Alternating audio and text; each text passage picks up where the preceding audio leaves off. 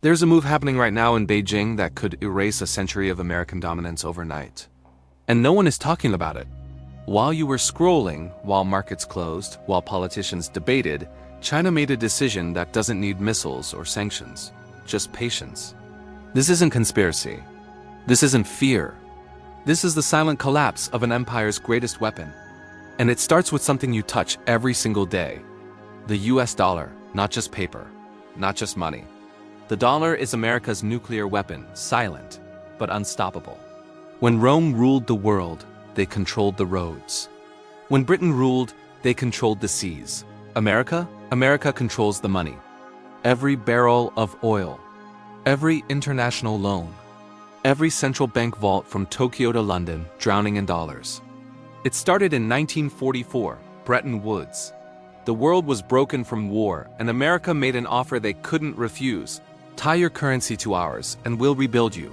The dollar became the anchor, the standard, the king. Then came 1971. Nixon ended gold backing. The dollar became pure belief, backed by nothing but trust and force, and then the masterstroke. In 1974, Henry Kissinger made a deal with Saudi Arabia. Sell oil in dollars, only dollars. In return, America protects you. The petrodollar was born. Suddenly, every country needed dollars to survive, to buy energy, to power their economies, to live. This wasn't just economics. This was control. If you needed dollars, you played by America's rules. You opened your markets.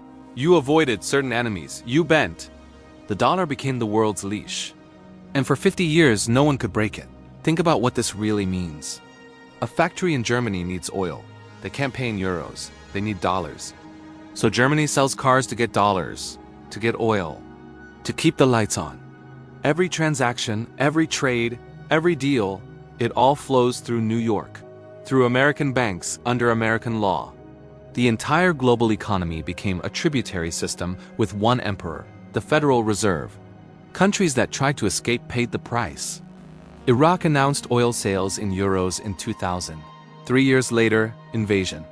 Libya's Gaddafi proposed a gold-backed African currency. We know how that ended. Iran tried to open a non-dollar oil exchange. Sanctions crushed them. The message was clear. Challenge the dollar and you challenge America itself. Until now. Beijing, 2009. While Wall Street collapsed and America printed trillions to survive, a Chinese economist named Zhou Xiaochuan published a quiet paper. The title? Reform the International Monetary System. No drama. No threats. Just a whisper that echoed across every central bank on Earth. China was done playing by America's rules. But here's what made China different. They didn't announce their plans. They didn't threaten. They didn't rush. They simply started building. In silence. In shadow. For 15 years. Step 1. Gold. While the world watched stock tickers, China began buying gold. Quietly. Relentlessly. In 2000, China held 395 tons of gold. Today, over 2,300 tons officially. But here's what they don't tell you. Experts believe the real number is over 4,000 tons. Hidden in vaults. Stored through proxies. Invisible. Why gold? Because gold is the only money governments can't print, can't manipulate, can't devalue with a keystroke. Gold is the escape hatch from the dollar system. And China's been building that hatch for 15 years. They learned from history. In 1944, America held 20,000 tons of gold, half the world's supply. That's why countries trusted the dollar. China understood, to challenge the dollar, you need an alternative anchor. Something real, something ancient, something that's been money for 5,000 years. Step 2, the digital yuan. In 2020, while COVID raged, China launched the eCNY. The world's first central bank digital currency at scale. Not Bitcoin. Not crypto chaos. A currency completely controlled by Beijing. Traceable, programmable, instant. Imagine money that doesn't need American banks. Doesn't need SWIFT, doesn't need permission. The digital yuan is a parallel financial universe, and China just built the on-ramp. By 2023, over 260 million Chinese citizens had digital yuan wallets. Transactions worth hundreds of billions. But here's the real genius. China started testing cross-border digital yuan payments. With Hong Kong, with Singapore, with the UAE small tests. quiet experiments. Building the infrastructure for a world where dollars are optional. Step 3.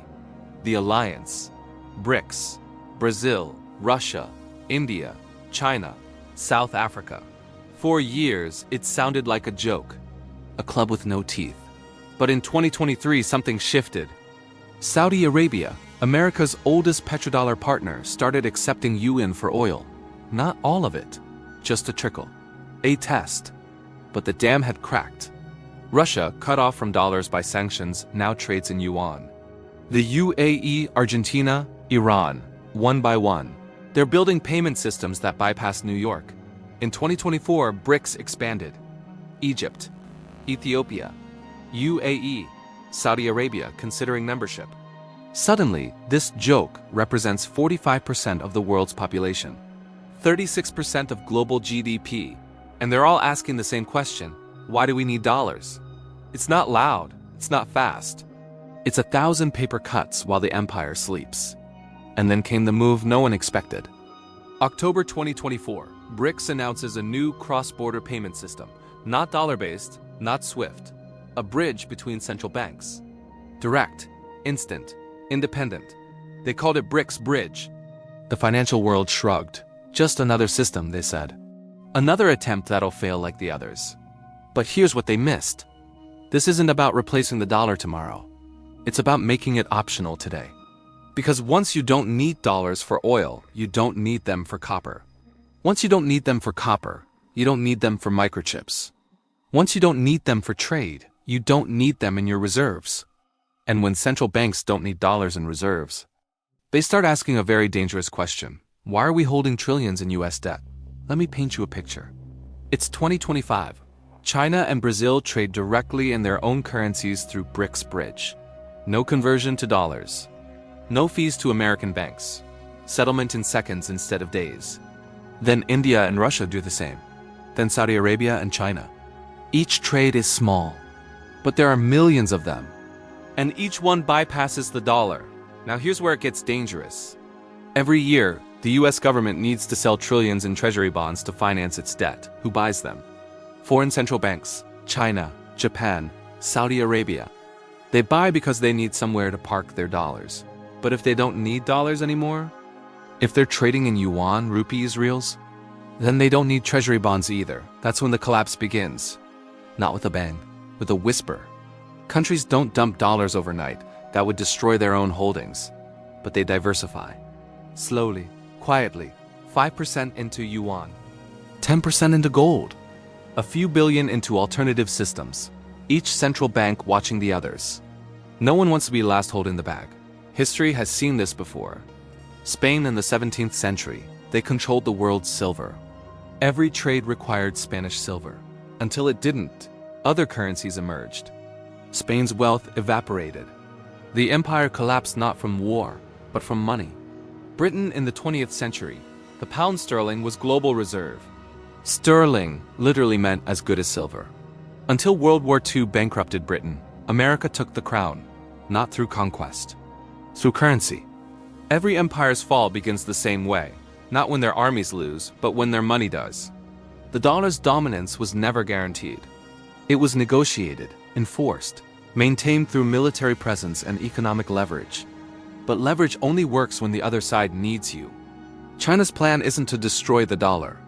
It's to build a world where the dollar simply doesn't matter. And that world is closer than you think.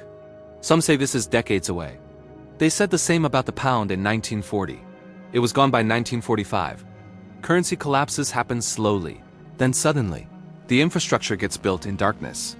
Then one day, everyone uses it at once. And the old system becomes a museum piece overnight. So what happens when the dollar loses its crown? Let's be clear about this. America won't become poor, won't collapse, won't disappear, but it will shrink, back to its actual size. No longer subsidized by the world's need for its currency. First comes inflation, not the kind you've seen. The kind that rewrites societies. When the world doesn't need to hold dollars, trillions flow back to America. Too much money chasing too few goods. Prices explode. Savings evaporate. The average American wakes up one morning and their retirement is worth half. Their salary buys half as much. Their house costs twice as much to maintain. Interest rates spike as the US government struggles to finance its debt without foreign buyers. Mortgages become unaffordable. Credit cards hit 30%. Car loans? Forget it. The economy that ran on cheap credit suddenly can't afford to borrow. Then comes austerity, not by choice, by necessity. The military contracts, not from weakness but from cost. Those 800 bases in 70 countries? Each one becomes an impossible expense. The carrier groups, the foreign aid, the global police force. It all gets downsized because America can no longer print money the world needs. The bases close. The influence fades. Not because America was conquered, but because it could no longer afford to be everywhere. This is the empire's final act. And it's been rehearsed 1,000 times in history. But here's the terrifying part. It could start tonight. While you sleep, a few countries could announce a major oil deal in yuan. A handful of central banks could quietly shift their reserves. A digital payment system could go live connecting half the world's population. And by the time Wall Street opens, the game would be over. The news wouldn't call it a collapse. They'd call it diversification or a new multipolar system. Experts would debate whether it's good or bad. Politicians would promise to fix it, but you'd feel it. In prices, in uncertainty, in the slow realization that the rules changed and no one asked you. Your grocery bill doubles in a year. Gas hits $8. That vacation you saved for now costs 3 times as much because your dollars are worth less everywhere. China won't hold a press conference. They won't declare victory. They'll just watch as the system they built becomes the system the world uses. And America will wake up one morning, still powerful, still rich, but no longer essential. No longer the center. Just another country. That's the secret move, not invasion. Not war. Just patience, planning, and the oldest lesson in economics. He who controls the money controls the world. And Beijing is making its move. Every empire falls not from invasion, but from its own money. Rome debased its coins, mixing lead with silver until merchants refused them. The empire starved not from barbarians, but from currency no one trusted. Weimar Germany printed until a wheelbarrow of cash couldn't buy bread. The society collapsed before the war even started. Britain spent itself into irrelevance, maintaining an empire it couldn't afford. The sun set not from military defeat, but from bankruptcy. The pattern never changes. Only the names do. And this time, history's trigger might be pulled in Beijing. Not with drama, not with declaration. Just with a quiet transition that happens too slowly to stop, too fast to reverse. If you think this can happen, you're thinking like Rome in its final century. Comfortable, confident, blind. They never see it coming. The next financial storm won't start on Wall Street.